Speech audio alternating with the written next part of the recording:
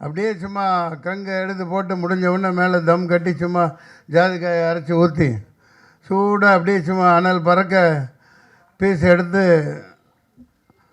உடனே சாப்பிட்டா தான் அது பிரியாணி. 2 மாதம் ஃப்ரிட்ஜில் வச்சுருந்துட்டு அடுத்த நாள் எடுத்து சாப்பிட்டா அது பிரியாணி இல்லை. அந்த மாதிரி சினிமாவை இப்படி கஷ்டப்பட்டு எடுக்கிறாங்க. ரொம்பவும் கஷ்டப்பட்டு இதை பார்த்திங்கன்னா அந்த கதாநாயகி சொன்னாங்க, இவர் டைரக்டர் கூட சொல்லலை, மதுனிகா சொன்னாங்க, அந்த நீங்கள் பார்த்த ஜல்லிக்கட்டு காட்சியிலெல்லாம் நிஜமாகவே கஷ்டப்பட்டு ஆளுகளை வச்சு ரொம்ப பயங்கரமாக எடுத்திருக்காங்க. ஆரம்பத்தில் பார்க்கையில் எனக்கு கொஞ்சம் என்னடா இது, நம்ம பிராங்க் ஸ்டார் ராகுல் எல்லாம் போட்டு கலாச்சிக்கிட்டு நல்லா நடிச்சிருந்தாங்க. நிறைய புதுமுக நடிகர்களையெல்லாம் அறிமுகப்படுத்தியிருக்காரு. அதுக்காக நான் பாராட்டு சொல்லணும். ரொம்ப கஷ்டப்பட்டு இப்படி எடுக்கிறவங்களையெல்லாம் ஊக்குவிக்கணும். அப்புறம் பார்த்தா பயங்கரமான செகண்ட் ஹாஃபில் அடித்து நிகழ்த்திட்டாங்க. அதாவது இது சாபக்கேடு. நம்ம ஊரில் இந்த ஜாதினால் இன பிரச்சனைனால இந்த கபடி இந்த மாதிரி ஜல்லிக்கட்டு பல போட்டிகளில் பல திறமசாலிகள் வர முடியாமல் வரவிடாமல் மிகப்பெரிய கொடூரங்கள் நடக்குது. மேலே வரைக்கும் பாருங்கள், வினேஷ் போகத்தா ஒரு தங்கப்பதக்கம் வாங்கிட்டு வந்திருக்க முடியும் ஒலிம்பிக்கில். மேலே இருக்கிற ஆட்சியாளர்களே அதை தடுக்கிறாங்க. இந்த மாதிரி ஒரு சூழ்நிலை, இந்த மாதிரி ஒரு சாபக்கேடு இந்த நாட்டில் இருக்கிற வரைக்கும் இந்த நாடு உருப்படாது.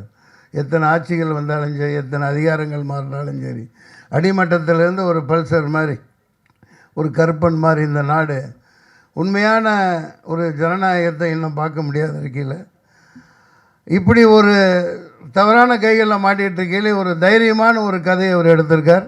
அதற்காக மனந்திறந்து நான் இவரை பாராட்டுகிறேன். மிகப்பெரிய சாதனை, தைரியமாக எடுத்திருக்கார். அதை நகைச்சுவையாக சொல்லியிருக்கார். நான் அதிகம் பேச விரும்பலை. நீங்களே பார்த்துருக்கீங்க, தென் மாநிலங்களில் பல இடங்களில் இந்த ஆணவ படுகொலை, ஆணவ கொலை, ஒருத்தன் வந்துடக்கூடாது, ஒருத்தனை மட்டும் தட்டியே வச்சுருக்கணும் அப்படிங்கிற போக்கு என்றைக்கு ஒழியுதோ அப்போ தான் முந்தானத்து நம்ம கொண்டாடின குடியரசு தினத்தின் உண்மையான அர்த்தம் நிற்கும் இந்த நாட்டில். பாபா சாஹேப் அம்பேத்கர் 7-8 பேர் சேர்ந்து எழுதினாங்க. அந்த 2.5 வருஷமாக அங்கே ஃபின்லாண்ட், லண்டன், அங்கே இங்கே போய் டென்மார்க் பல நாடுகளில் போய் 8 பேர் கொண்ட குழு. அதில் அம்பேத்கர் டிராஃப்ட்ஸ்மேன் கமிட்டி லீடர். எனது கைகள் இழுக்கப்படுகின்றன, எனது கைகள் இழுத்து செல்லப்படுகின்றனெல்லாம் வேதனையாக சொன்னார். அதே மாதிரி ஒரு தடவை அதே அமைச்சராக இருக்கையில் பாராளுமன்றத்தில் சட்டத்தை எரித்தார். இன்னமும் அதுக்கான தேவை அதிகமாயிட்டே வருது. அம்பேத்கருடைய சட்டங்களே இந்த நாட்டில் வட மாநிலங்களெல்லாம் செத்தே போச்சு. சும்மா பேருக்கு சொல்லிவிட்டு ஏமாற்றிட்டுருக்காங்க. பல பேர் பாதிக்கப்பட்டுருக்காங்க.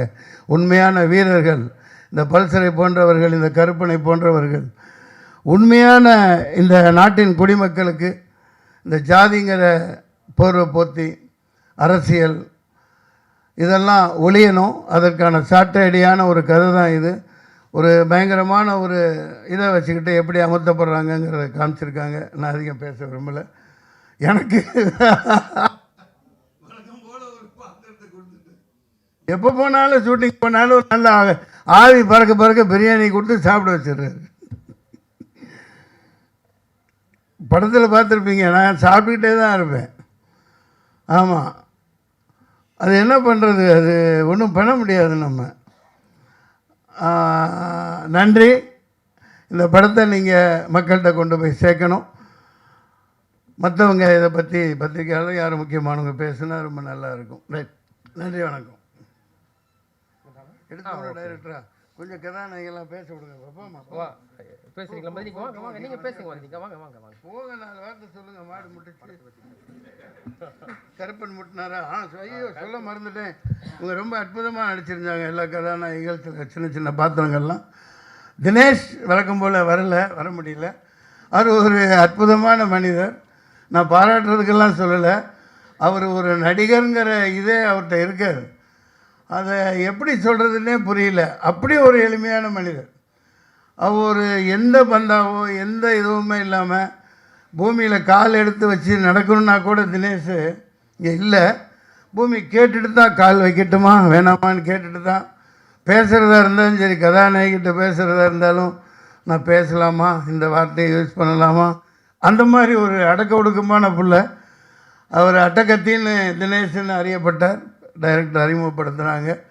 இந்த பெரிய பெரிய படங்கள் வந்து பெரிய அளவுக்கு போவார். அது அட்டகத்திங்கிறத நான் எப்படி பார்க்குறேன்னா, அது பெரிய சாதனை பண்ணினது. கே பாலச்சந்தர் அவர்கள் ரஜினிகாந்த் அறிமுகப்படுத்தியில் சுருதி பேதம்னு தான் ஆரம்பிச்சிருப்பார். அதுதான் இப்போ இது வரைக்கும் சூப்பர் ஸ்டாராக இருக்கார். அந்த மாதிரி அட்டகத்தி தினேஷ் பெரிய ஒரு நிஜகத்தியாக மாறுவார். மக்களை குத்தாத வரைக்கும் பெரிய ஆளாக வருவார். நன்றி, வணக்கம். பேசணும். அப்புறம் பெண்களுக்கு முதல் உரிமை கொடுக்கலன்றவாங்க. வா, அந்த ஹீரோனி வரலையா? ஆமாம் சார், அவங்க இல்லை சார், இவங்க தங்கச்சி. பேச முடியுதா? வணக்கம். வந்திருக்க ப்ரெஸ் மீடியா எல்லாருக்கும் ரொம்ப சந்தோஷமாக இருக்குது எனக்கு இந்த மேடை கிடைச்சதுக்கு. எனக்கு இந்த வாய்ப்பு கொடுத்ததுக்கு டைரக்டருக்கு ரொம்ப ரொம்ப நன்றி. பிகாஸ் இப்போல்லாம் வந்து ஒரு பெரிய ஆர்டிஸ்ட் கூட நடிக்கிறதுன்றதே வந்து ஒரு பெரிய விஷயமா இருக்குது அப்கமிங் ஆர்டிஸ்ட்டுக்கு. அந்த வகையில் தினேஷ் சார் கூட நடித்தது எனக்கு ரொம்ப ரொம்ப ஒரு சந்தோஷமான விஷயம். இந்த படம் வந்து எனக்கு அடுத்த கட்டத்துக்கு கொண்டு போகிறதுக்கான ஒரு நல்ல ஓப்பனிங்காக இருக்குன்னு நான் நினைக்கிறேன். என்னோட பார்ட் வந்து ரொம்ப சின்னதாக இருந்தாலும் நான் அதை ரொம்ப என்ஜாய் பண்ணி பண்ணேன். எனக்கான ஸ்கோப் வந்து நல்லாவே கொடுத்துருந்தாங்க இந்த படத்தில். தினேஷ் சாரும் ரொம்ப ஃப்ரெண்ட்லியாக இருந்திருந்தாங்க. நிறையா சொல்லி கொடுத்தாங்க. ஒரு சின்ன சின்ன விஷயமும் நீங்கள் இது இப்படி பேசலாம், இது பண்ணலாம் அப்படின்ற மாதிரி. ஸோ தினேஷ் சாருக்கு ரொம்ப நன்றி. அப்புறம் கேமராமேன் சார், அதுக்கப்புறம் மன்சூர் அலிகான் சார்லாம் இந்த படத்தில் இருந்திருக்காங்க. ஆனால் இவங்க கூடலாம் எனக்கு வந்து பெருசாக காம்பினேஷன் இல்லைனாலும் இந்த படத்தில் அவங்க இருந்த படத்தில் நான் நடித்ததே எனக்கு ஒரு பெரிய விஷயமா இருக்குது. ரொம்ப ரொம்ப நன்றி. Thank you present media.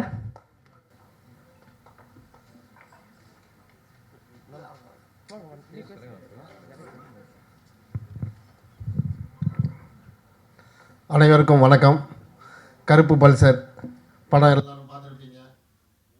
மெல்ல வந்து தன்னோட விளையாட்டு தளத்தை 2ஆம் பகுதியில் ஒரு சீறி வரும் காளையா, எப்படி ஒரு ஜல்லிக்கட்டு ஒரு விறுவிறுப்பான போட்டியாக இருக்குமோ அந்த மாதிரி 2ஆம் பாகத்தில் எல்லாரையுமே உட்கார வச்சு ரசிக்க வச்சுட்டு இந்த படம்.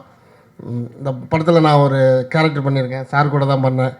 சார் கூட நடித்தது தான் ஃபஸ்ட்டு படம். எனக்கு ஒரு புது நடிகனாக இல்லாமல் முழு சப்போர்ட் கொடுத்தாங்க. இப்படி தாண்டா வரணும், இப்படி தாண்டா பண்ணணும் அப்படின்னாங்க. இந்த நேரத்தில் சாருக்கு நன்றி சொல்லிக்கிறேன். இந்த வாய்ப்பு கொடுத்த இயக்குனருக்கு நன்றி. இந்த படத்தை நல்லபடியாக மக்கள்கிட்ட சேர்த்து ஒரு வெற்றி படமாக ஆக்க உங்களை எல்லாரையும் வேண்டி விரும்பி கேட்டுக்கிறேன். நன்றி, வணக்கம்.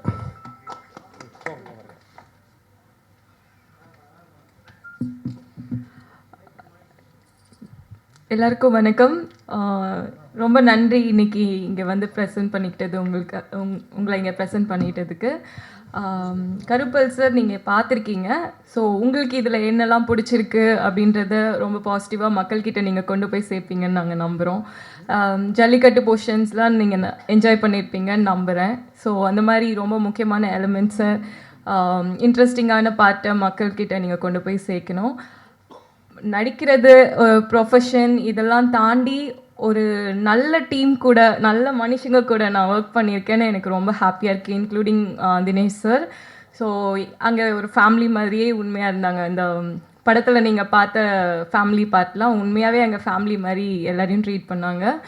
ஸோ நான் சொன்ன மாதிரி உங்களுக்கு பிடிச்சது எல்லாத்தையும் ரொம்ப பாசிட்டிவான நல்ல விஷயங்கள் இந்த படத்தை பற்றி மக்கள்கிட்ட கொண்டு போய் சேர்க்கணுன்னு உங்களை வேண்டி கேட்டுக்கிறோம். Thank you so much.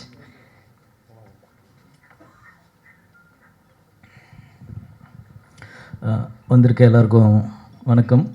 இந்த படத்தில் நான் வந்து மியூசிக் டைரக்டராக அறிமுகமாகிறேன். ஸோ எனக்கு வாய்ப்பு கொடுத்த director sir, executive producer and எல்லாருக்கும் ரொம்ப நன்றி. 3 பாடல்கள் பண்ணியிருக்கோம். ஒன்று வந்து கானா பாலா சார் பாடியிருக்காரு, அதுக்கப்புறம் சத்யபிரகாஷ் மெலோடி பாடியிருக்காரு, அதுக்கப்புறம் வந்து வேல்முருகன் சார் வந்து அந்த ஜல்லிக்கட்டு சாங் பாடியிருக்காரு. ஸோ சாங்ஸ் ஒன்றும் சீக்கிரமாக ரிலீஸ் ஆகும் நான் நம்புகிறேன். அடுத்து யூடியூப்பில் நீங்கள் பார்க்கலாம். ஸோ சப்போர்ட் பண்ணுங்கள். ஃபஸ்ட் டைம் பண்ணியிருக்கேன். ஏதாச்சும் குறைகள் இருந்தால் மன்னிச்சிருங்க, நிறையில் இருந்தால் கொஞ்சம் ரீச் பண்ணி கொடுங்க. ரொம்ப நன்றி. Thank you so much.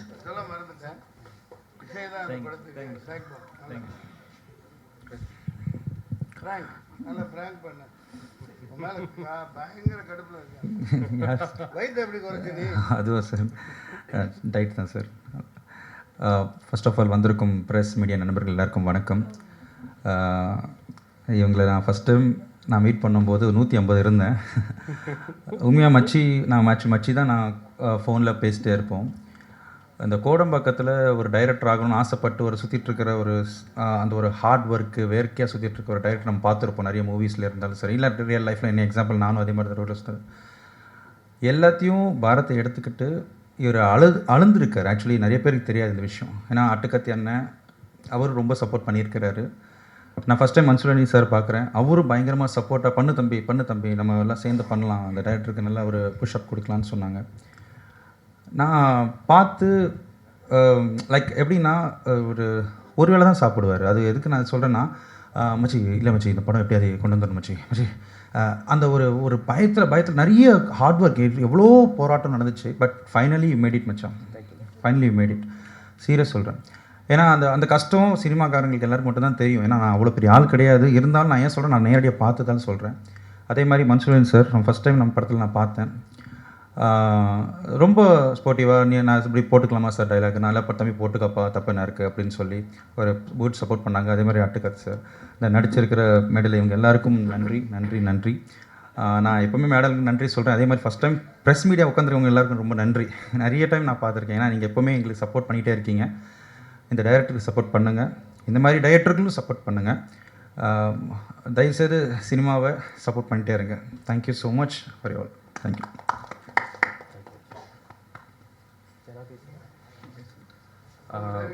சார் பேசுகிறேன் சார். வந்திருக்கும் ப்ரெஸ் அண்ட் மீடியா நண்பர்களுக்கு ரொம்ப நன்றியை தெரிவிச்சுக்கிறேன். என்னுடைய ஃபஸ்ட்டு படம் கருப்பு பல்சர். ஆக்சுவலி இந்த படம் வந்து கருப்பு பல்சர்னு நான் பொல்லாதொரு படம் எல்லாருமே பார்த்துருக்கோம். வெற்றிமாறன் சாரோட ஃபஸ்ட்டு படம். அந்த படம் தனுஷ் சார் நடித்து அந்த பைக்கு நான் வாங்கி ஓட்டினேன். அதாவது கருப்பு பல்சர் வாங்கணும்னு ஆசைப்பட்டு ஓட்டினோம். அதுக்கப்புறம் பைக் வாங்குவோம், விற்றுருவோம். அதுக்கப்புறம் பைக் மாற்றிட்டே இருப்போம். அப்புறம் நாளடைவில் ஜல்லிக்கட்டு ஒரு போராட்டம் நம்ம எல்லாருமே கலந்துக்கிட்டோம். அந்த போராட்டம் மெரினால நம்ம நிறைய பேர் கலந்துக்கும் போது நானும் அங்கே போராட்டத்தில் இருந்தேன். அந்த போராட்டத்தில் இருந்தோம். நான் அடையாறு தான் என்னுடைய வீடு. அப்போது அந்த டெய்லி போவோம். அங்கே நம்ம என்னென்ன தேவை, மக்கள் ஸ்டூடெண்ட்டுங்களுக்கு தேவை, நம்ம ஃபீல்டு ஒர்க் பண்ணோம். அதுக்கப்புறம் ஜல்லிக்கட்டுக்கு பர்மிஷன் வாங்குகிறோம். ஜல்லிக்கட்டு விழா நடக்குது. அங்கே போகும்போது ஒரு சில பிரச்சனைகள்லாம் நம்ம பார்க்குறோம். நம்ம சிட்டி தான், நம்ம பிறந்தது வளர்ந்தது எல்லாமே சிட்டி தான். பக்கத்தில் மதுராந்தகம், சென்னை, அடையாறு, இது ரெண்டுமே இருந்தது. அந்த பக்கம் எல்லாமே ஒரு விஷயம் நடக்கும்போது என்ன இது, நம்ம இங்கெல்லாம் ஒற்றுமையாக இருக்கும், அந்த பக்கம் ஏதோ பிரச்சனை போயிட்டுருக்கு. பட்டு இங்கே நிறைய டைரக்டருக்கு சொல்கிறாங்க. இங்கே ஓப்பனாக சொல்லப்போனால் பெரிய டைரக்டருங்க எல்லாருமே பிரச்சனைகளை சொல்கிறாங்க. ஆனால் பட் அந்த பக்கம் பிரச்சனை நடந்துக்கிட்டு தான் இருக்குது. சரி, இந்த கதையை நம்ம தொடுவோம், ஜல்லிக்கட்டை வச்சு ஒன்று பிளான் பண்ணுவோம். நம்ம பொல்லாதவனில் கருப்பு பல்ஸ் இருக்குது. இங்கே பைக்கு ஜல்லிக்கட்டுக்கு பைக்கு கார்லாம் ப்ரைஸ் தராங்க. அந்த கான்ட்ராவர்சி மேட்ரு, அது கான்ட்ராவர்சி இல்லை, பட் அது நம்மளுடைய பாரம்பரியமான ஒரு விளையாட்டு ஜல்லிக்கட்டு. அது ஒரு சில இருக்குது, ஒரு சில பிரச்சனைகள்லாம் அதில் இருக்குது. Okay sir. இல்லை சார், அதான் சார். Okay sir. அதான் சார், அந்த பிரச்சனைகள்லாம் இருக்குது. அதுமாரி நம்ம எப்படி ஸ்கிரிப்டாக எடுக்கணும்னு பார்க்கும்போது ஒரு டவுட் வருது. ஜல்லிக்கட்டு ஏன்னா வாடிவாசல்னு ஒரு பெரிய படம் வெற்றிமாறன் சார் பண்ண போகிறாரு, சூர்யா சார் நடிக்க போகிறாங்க. நம்ம ஜல்லிக்கட்டை வச்சு எப்படி பண்ணலான்னும் போது நான் ராஜேஷ் கிட்ட ஒர்க் பண்ணேன். அவர் எங்கள் டைரக்டர் வந்து, அவர்கிட்டேருந்து நான் ஒரு டிசிப்ளினை கற்றுக்கினேன். அதாவது அவரை மாதிரி ஒரு டிசிப்ளின் பார்க்க முடியாது. நான் இப்போ இன்ஸ்டியூட் படிச்சுட்டு வந்தவொடனே எனக்கு ஒரு கல் ஒரு கண்ணாடி படத்தில் அவர் அசிஸ்டண்ட்டாக வாய்ப்பு கொடுத்தாரு. அந்த நேரத்திலாம் அவரை பார்க்கவே முடியாது, அவ்வளோ பெரிய டைரக்டராக இருந்தார். இன்றைக்கும் அவர் பெரிய டைரக்டர், இன்றைக்கும் லைம் லைட்டில் படம் பண்ணிக்கிட்டு தான் இருக்குது. பல இட்டு படங்கள் கொடுத்துருந்தா இருக்கார். என்னன்னு தெரியல, நான் போய் நின்னேன். சார் உங்கள்கிட்ட சேரணும் சார்னு, வாடா ஜாயின் பண்ணுறான்னு ஒரு கல் ஒரு கண்ணில் வாய்ப்பு கொடுத்தாரு. அன்னிலேருந்து இன்றைக்கி வரைக்கும் நான் அவர்கிட்ட தான் ட்ராவல் பண்ணிகிட்ருக்கேன். இந்த கதையை ஸ்கிரிப்டை லைன் அவர்கிட்ட சொன்னேன். என்னடா இது பெரிய கதையாக இருக்குடா, ஜல்லிக்கட்டுன்ற கருப்பல்சர்ன்ற வேறு கண்டென்ட்லாம் உள்ளே எக்கச்சக்கமாக இருக்குது, இதை கண்டிப்பாக பண்ண முடியுமாடான்னாரு. நான் ஒன்றே ஒன்று சொன்னேன், சார் நான் உங்கள் பேட்டர்ன்லேயே ஸ்க்ரீன் ப்ளே பண்ணிடுறேன். எஸ்எம்எஸ்ஸு பாஸு ஓகே இந்த பேட்டர்னில் ஃபஸ்ட் ஸ்டாப் தள்ளின்னு போகிறேன் சார். ஃபஸ்ட் ஸ்டாப்பு உங்கள் பேட்டர்னில் தான் இருக்கும். நான் அப்புறம் கிளைமேக்ஸில் கடைசி 20 மினிட்ஸில் நான் கண்டென்ட்டை சொல்லிக்கிறேன்னு சொல்லிட்டு, உண்மையாகவே இந்த கதையோட ஸ்க்ரீன் ப்ளே பார்த்தீங்கன்னா ஒரு பாஸு ஓகே அட்டகத்தி நான் குறைஞ்சது ஒரு 40-50 வாட்டி பார்த்த படம். ரஞ்சித் அண்ணோட முதல் படம். அது இல்லாமல் அந்த படத்தை போய் சொல்லிடுறேன். ஸோ அந்த படத்தில் அந்த தினகரன்ற கேரக்டர் வந்து கடைசியாக தான் தெரியும், இந்த பொண்ணு உன்னை லவ் பண்ணடா, தினகரன்றவன் வேற ஒருத்தவன்டா தீனாடேன்ற மாதிரி ஆகும்போது அப்போ தினேஷ் அப்படி அழுதுனே வந்து பஸ் ஸ்டாண்டில் உட்காருவார். உட்காந்து அழும்போது ஒரு வயசான ஒரு பெரியவர் வந்து, என்ன தம்பி இப்போ ஏன் தம்பி அழுவுற, பொண்ணு ஒன்றுமா தம்பின்னு கேட்பார். என்கிட்ட ஒரு பொண்ணு ஒன்று கட்டிக்கிறியான்னு கேட்பார். தினேஷ் சார் அழுதுனே சிரிப்பார். ஸோ அந்த அதான் அது இந்த பொண்ணு எதுக்கு இந்த பல்சர் பைக்லேருந்து இந்த பொண்ணு மேட்ருக்கு வரேன்னா, இந்த பெண்கள் விஷயம் வந்து இன்னும் அந்த பக்கம்லாம் ஒரு ஆணவ படுகொலை, லவ் அது எல்லாமே தடுக்கிறாங்க. இது எல்லாம் தான் என்னை வந்து இந்த கருப்பு பல்சர் படத்தை என்னை கதை எழுத தூண்டின விஷயம். ஸோ அந்த பல்சரு இந்த மாதிரி விஷயங்கள், இந்த ஜல்லிக்கட்டு இதை வச்சு நான் இந்த ஸ்க்ரீன் ப்ளேவை பண்ணேன். ஏன்னு கேட்டால் நம்மளுக்கு இருக்கிற கம்மி பட்ஜெட்டில் ஒரு பெரிய கண்டென்ட்டை சொல்லணும். அதுக்கு எனக்கு ரொம்ப யூஸ்ஃபுல்லான படங்கள் பாஸு, ஒரு கிலோ ஒரு கண்ணாடி, அட்டைக்கத்தி, இது மாதிரி களவாணி படங்கள் தான் எனக்கு தோன்றுச்சு. அதுக்கப்புறம் வெற்றிமாறன் சொல்கிற பொல்லாதன் படத்தை வச்சு இந்த இவ்வளோ பெரிய படத்தை நான் முடிச்சிருக்கேன். அது மட்டும் இல்லாமல் இதில் பெரிய விஷயம் என்னென்னா, நான் அந்த படத்தில் டைரக்டர் மட்டும் இல்லை, தயாரிப்பாளரும் கூட நான் தான். அது பெரிய பெரிய சவாலான விஷயமா இருந்தது. அது கண்டிப்பாக வந்து அது எப்படி சொல்கிறதுன்னா, எங்கள் ஃபேமிலியே இன்றைக்கி ரொம்ப பிரச்சனைலாம் மாட்டிட்டாங்க. தயாரிப்பாளனும் நான் வேறு வழி இல்லை, நம்ம வந்துட்டோம் ஃபீல்டுக்குள்ளே 15 வருஷமாக ட்ராவல் பண்ணிட்டோம். ஒரு படமாச்சு பண்ணிட்டு தான் நம்ம வீட்டுக்கு போகணும். இது மிலிட்ரியை விட மோசமான இடம் இந்த கோடம்பாக்கம். மிலிட்ரியில் கூட நம்ம ஒரு ரிட்டைர்மெண்ட்டு ஒரு அமௌண்ட் கொடுப்பாங்க, ரிட்டையர்ட் ஆனால் சரக்குலாம் கூட மிலிட்ரியில் கொடுப்பாங்கன்னு வைங்களேன், நம்ம அதை வாங்கிக்கலாம், குடிக்கலாம். ஆனால் அந்த கோடம்பாக்கம் வந்து இன்றைக்கும் என்னை அழிச்சின்னு தான் இருக்காங்க. பட் இன்றைக்கும் என்னை போட்டுன்னு தான் இருக்காங்க. அது ரொம்ப கஷ்டமாக இருக்குது. ரொம்ப ஒரு தயாரிப்பாளர், அதுவும் நான் ப்ரொடியூசர் கவுன்சிலில் தான் நம்ம மெம்பராகி ஒரு இந்த படம் பண்ணியிருக்கோம். பாவம் எல்லா தயாரிப்பாளரும் இன்றைக்கி அவ்வளோ பிரச்சனை இருக்குது. நீங்கள் பாருங்கள், இந்த நான் கண்டென்ட் வந்து ஜல்லிக்கட்டில் இஷ்யூ இருக்குது, லவ்வில் ஒரு இஷ்யூ இருக்குது, இப்போ எங்கள் ஃபீல்ட்லேயும் அவ்வளோ இஷ்யூ இருக்குது. இது எல்லாமே நான் பேசிகிட்டு இருக்கேன். கொஞ்சம் கட் பண்ணி பேசுகிறேன். என்னால் ஓப்பனாக எதுவும் பேச முடியாது. கொஞ்சம் மன்னிக்கணும். அதாவது ஒரு கண்டென்ட்டை இவ்வளோ தூரம் நான் முடிக்கணும் சீக்கிரம், அதனால் நான் கட் பண்ணி பேசுகிறேன். ஸோ ப்ரொடியூசர் கவுன்சில்லையும் நம்ம அந்த ப்ரொடியூசரும் காப்பாற்றுங்க, சப்போர்ட் பண்ணுங்கள். கண்டிப்பாக நீங்கள் படம் பார்த்துட்டீங்க, எனக்கு தெரியும். செகண்ட் ஹாஃபு லாஸ்ட்டு ஒரு 30 மினிட்ஸ் எப்படி இந்த படம் இருந்திருக்குன்னு சொல்லிட்டு கண்டிப்பாக என்னை ஓப்பனாக ப்ரெஸ்ஸு அண்டு மக்கள்கிட்ட, மீடியா எல்லாருக்கிட்டையும் நண்பர் மாதிரி கேட்குறேன். நம்ம ஒரு தொழிலை நேசித்து வரோம், அந்த தொழிலில் ஜெயிக்கணும். இவ்வளோ தான் நம்ம விஷயம். அந்த தொழிலில் நம்ம இருக்கணும். மற்றது எதுவுமே நம்மளுக்கு ஆசை இல்லை. எல்லாமே காலங்கள் கடந்து போகிற மாதிரி தான் போயிட்டே இருக்கும். ஸோ இதுதான் நான் இந்த டைமில் நான் தினேஷ் சாரை பற்றி சொல்லிக்கிறேன். அவர் இன்றைக்கி வரல. கண்டிப்பாக அவருடைய மனசு இங்கே இருக்கோம். டெய்லியும் டச்சில் தான் இருக்கார். என்னென்னா அவர் வந்து நான் இந்த படத்தை வந்து 25 நாளில் ஷூட்டிங் ஃபுல்லாக முடித்தேன். இவ்வளோ பெரிய படம் நீங்கள் பார்த்துருப்பீங்க. அது காரணம் வந்து தினேஷ் சார் தான். நான் தயாரிப்பாளர்ன்றதுனால எல்லாமே டபுள் கால் ஷீட் தான். 7 மணிக்கு நான் கேமரா வச்சா குறைஞ்சது 2 மணி வரைக்கும் நைட்டு போவோம், இல்லைனா 10 மணி வரைக்கும் போவோம்.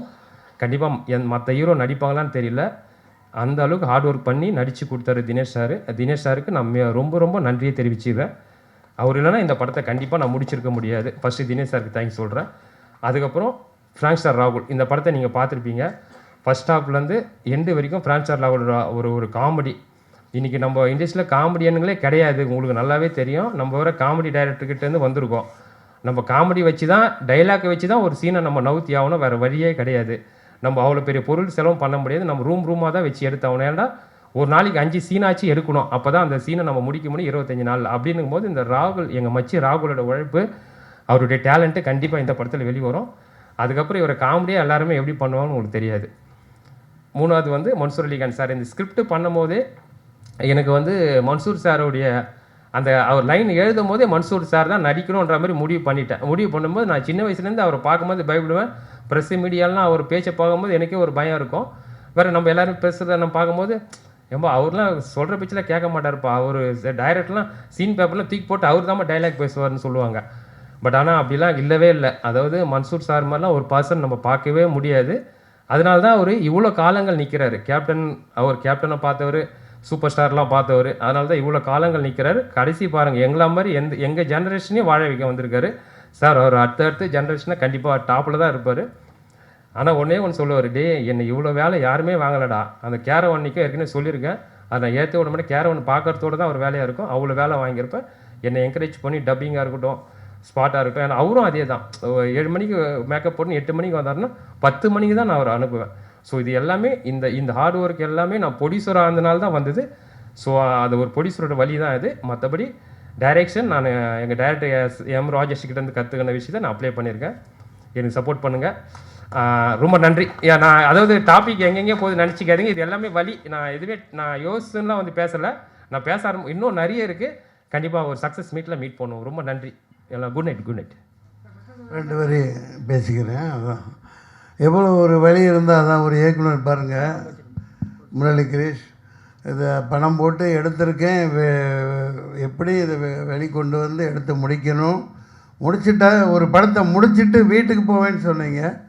அதை நான் ஏற்றுக்க மாட்டேன், அப்படி சொல்லாதீங்க. இன்றைக்கி நிலைமை அப்படி இருக்குது. அதாவது சினிமாவை காப்பாற்ற தயாரிப்பாளர் சங்கம், நடிகர் சங்கம், இப்படி பல சங்கங்கள் பெயரளவுக்கு தான் இருக்கே தவிர சினிமாவை காப்பாற்றுறதுக்கு எதுவுமே இல்லை. இப்போ சென்சார் பாருங்கள், இப்போ விஜய் தம்பி படம், அவர் ஒரு மாஸ் ஹீரோ, மாஸ் இது டயத்துக்கு வர முடியல. பொங்கலுக்கு வராமல் என்ன பக்ரீத்துக்கு விட முடியும்? ஒரு டைம் எப்போ அது சென்சார் எல்லாம் அதுவும் இப்போ சென்ட்ரல் மயமாக்கிட்டால் இது ரொம்ப கொடுமை. சென்சாருங்கிறது 4 ப்ரொடியூசர், ஃபைனான்சர் இருக்கணும், டைரக்டர் இருக்கணும், அந்த பாடியில் நடிகர், இந்த சம்பந்தமானவங்களும், சோசியல் ஆக்டிவிட்டி, சமூக சேவகர், இந்த மாதிரி தான் இருக்கணும். இண்டிபெண்ட் பாடியாக இருக்கணும். இந்த சென்சாரு, வெங்காயம், இந்த மசாலெல்லாம் இனிமேல் இருக்கக்கூடாதுங்கிறது என்னோடய கருத்து. அப்படி இருந்தால் எந்த 2 பாடி இண்டிபெண்ட்டாக செயல்படணும்.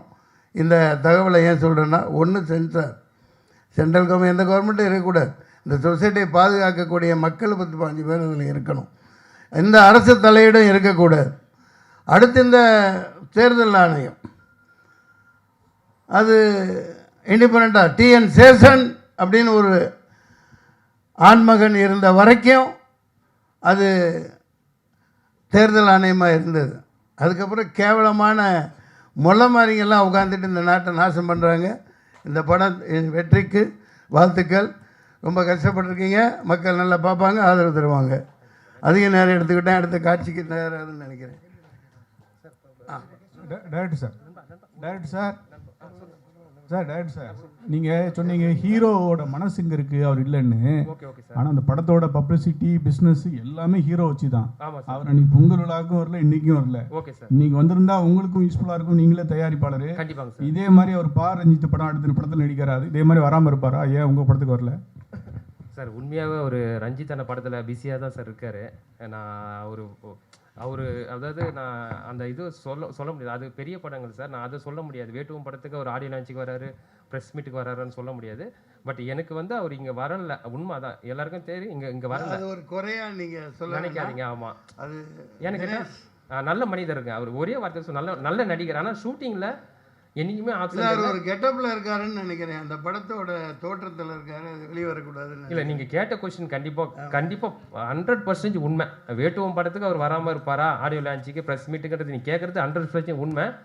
கண்டிப்பாக அது வேறு, அந்த டாபிக் வேறு. பட் இப்போ வந்து டிஸ்டர்ப் பண்ணாதீங்க. அவர் நல்ல மனிதர், அவர் இங்கே வரல, அவரோட மனசு இங்கே இருக்கும், ஒன்றும் பிரச்சனை இல்லை சார். சார், இந்த படம் எடுக்கும்போது டோரா படம் என்ன பார்க்குறீங்களா?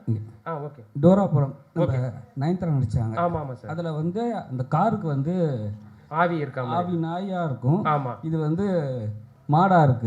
இது எப்படி நாங்கள் ஏற்றுக்கிறது? ஏன்னா நாங்கள் ஏற்கனவே அந்த படம் நாங்கள் பார்த்துட்டோம். இது மக்கள் வந்து எப்படி வந்து ஏற்றுப்பாங்க?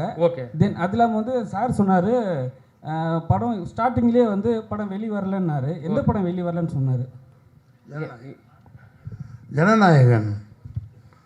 அதாவது வந்தா என்ன, நீ வராட்டி என்ன? அதாவது இது வந்து விஜய்க்கு ஆதரவாகவோ எதிராக, இது கூட புரியாட்டி நீ எப்படி ஐயா பத்திரிக்கையாளர், இது கூட புரியாட்டி எப்படி ஐயா? அதாவது நம்ம குடும்பம், சினிமாங்கையில் ஒரு குடும்பம், அவருக்குன்னு ஒரு மாஸ் இருக்கு. அதில் அரசியல் இல்லை ஏன் புரியலன்னா, எடுத்த உடனே பேசும்போது என்ன சொன்னீங்கன்னா, படத்துக்கு கதை, இந்த படத்தை பற்றி பேச வந்துட்டு அந்த படத்தை ஏன் பேசுனீங்க? அதுக்காக தான் எங்களுக்கு புரியல. படத்தை மொத்தமாக பார்த்தேன் இல்லையா, இவர் பட்ட வேதனைகள். ஒரு படம் இந்த டயத்துக்கு வரணும். அதான் சொன்னேன் நான், பிரியாணிலாம் அன்றைக்கி சாப்பிட்ணும், ஃப்ரிட்ஜில் வச்சு 4 நாள் கழிச்சு சாப்பிட்றதுக்கு பேர் பிரியாணி இல்லை. அந்த மாதிரி அது மிகப்பெரிய கொடுமை. அந்த மாதிரிலாம் இனிமேல் இருக்கக்கூடாதுன்னா ஒரு சரியான கேர்ஜி மாதிரி, ஒரு ராவுத்தர் மாதிரி ஒரு சரியான ப்ரொடியூசர் கவுன்சிலில் ஒரு ஆள் இருக்கணும். அநேகமாக எல்லாம் நல்லாயிருக்கும், யாரையும் குறை சொல்கிறதுக்கு இல்லை. இது மிகப்பெரிய வேதனை. அது ஒரு மாஸ் ஹீரோ, அது என்ன அரசியல் நடக்குதுன்னு தெரியல. கோர்ட்டுங்கிறான், அங்கேங்கிறான், மறுபடிங்கிறான், ஆர்டருங்கிறான். என்னடா நடக்குது இந்த நாட்டில்? என்ன யாராக இருந்தாலும் சரி, சினிமாங்கிற இந்த குடும்பம் அந்த இதுக்கு ஒருத்தர் பாதிக்கப்படக்கூடாது. எத்தனை ப்ரொடியூசர், எத்தனை பேர், அந்த ஆள் எத்தனை ஆயிரம் கோடி போட்டிருப்பான் படம் எடுத்தவன், எத்தனை லட்சம் பேர். அந்த ஒரு பொங்கல் தான் அந்த இதுக்கு கொண்டு வரணும். அது தனி மனித சாதனையோ ஒரு ஹீரோவோட வேலையோ அதெல்லாம் கிடையாது. ஒட்டுமொத்தமாக அந்த பாடி ஏதோ ஒரு தவறு நடக்குது, அதை இன்னும் என்னால் புரிஞ்சிக்க முடியல. அந்த வேதனையை தான் சொன்னேன். ஏன்னா இவர் தான் பணத்தை போட்டு இவ்வளோ கஷ்டப்பட்டு எடுத்திருக்காங்க இல்லையா, அதனால இந்த சினிமாவை நம்பித்தான் நம்ம பிரஸ் எல்லாமே இருக்கும். எல்லாருக்கும் வணக்கம். படத்தை பற்றி டைரக்டர் பேசிட்டாரு, அண்ணன் ராகுல் நண்பர் இயக்குனர் எல்லாருமே பேசிட்டாங்க. உங்கள் எல்லாருக்கும் ஒரு வேண்டுகோள் வைக்கணும் தான் இங்கே வந்திருக்கேன் பத்திரிக்கையாளருக்கு. என்னோடய பேர் நவீந்தர், நான் சின்னத்திரை நடிகர் சங்கத்தோட செயலாளர். முரளியும் நானும் 2007-08 நண்பர்கள், திரைப்பட கல்லூரி மாணவர்கள். உங்கள் எல்லாருக்கும் ஒரே ஒரு வேண்டுகோள், முரளி வந்து ரொம்ப கோடீஸ்வரன் பணக்காரன் அந்த மாதிரி எதுவுமே கிடையாது. உங்களை மாதிரி என்ன மாதிரி சராசரியான ஒரு நபர். நாங்களாம் மதியானம் சாப்பாடு கூட அந்த நேரத்தில் கஷ்டப்பட்டுருக்காப்புல. ஆனால் இன்றைக்கி இவ்வளோ பெரிய படத்தை தயாரிச்சிருக்காப்புலனா பணத்தால் இல்லை, மனதால். அவர் எப்படியாவது இதை முடிக்க முடியும்னு சொல்லிட்டு ஆரம்பித்த காலத்திலேருந்து ஒரு வேளை சாப்பிட்டுட்டு எனக்கு நல்லாவே தெரியும் எவ்வளோ வேதனைப்பட்டிருக்காப்புலன்னு சொல்லிட்டு. நீங்கள் எப்படிலாம் கேள்வி கேட்டீங்களோ அதே மாதிரி உங்ககிட்ட எல்லாருக்கிட்டையும் நான் ஒரு வேண்டுகோள் வைக்கிறேன். தயவு செஞ்சு இந்த படைப்பாளி வளரணும், வெற்றி பெறணும்னா நீங்கள் மனசு வச்சா மட்டும்தான் நடக்கும்.